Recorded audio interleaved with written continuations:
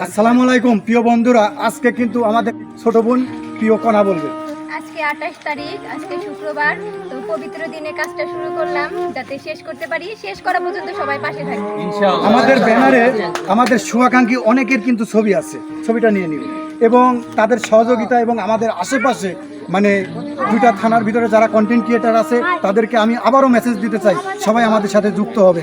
এবং আমার এক প্রিয় ভাই আছে, মানে এটার পিছনে তার সর্বোচ্চ মানে পরিশ্রমটা আছে। আমি ভাইয়ের সাথে একটু কথা বলতে চাই। আসসালামু আলাইকুম ভাই। ওয়ালাইকুম আসসালাম। মানে এই বিষয়ের অনুভূতিটা একটু বলেন যে কেন আসলেন এই অবস্থানে।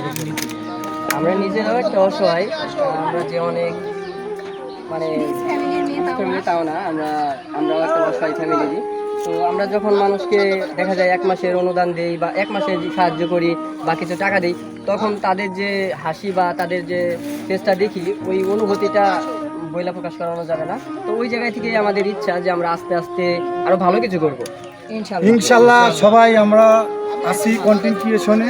তো ব্যাপার হলো আমরা সব কিছু ভুলে আমরা সাধারণ মানুষ মানে মানবিক কাজে চলে আসি এবং জীবনের জন্য মানুষের জন্য এই ছোট্ট ছোট্ট ভালোবাসা এবং ছোট্ট ছোট্ট অনুভূতি একটা মানুষকে কিন্তু মুখে হাসি ফোটায়। এই যে আমার মাকে দেখতে পাচ্ছেন, আজ কিন্তু তাকেই কিন্তু আমরা এই ঘরটা করে দেওয়ার উদ্যোগ নিয়েছি। আমাদের এই বড় উদ্যোগটা আমার ভাই এবং আমার এই ছোট বোন কণা।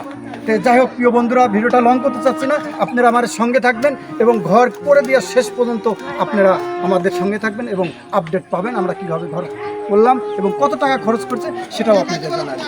ধন্যবাদ সবাই, আসসালামু আলাইকুম।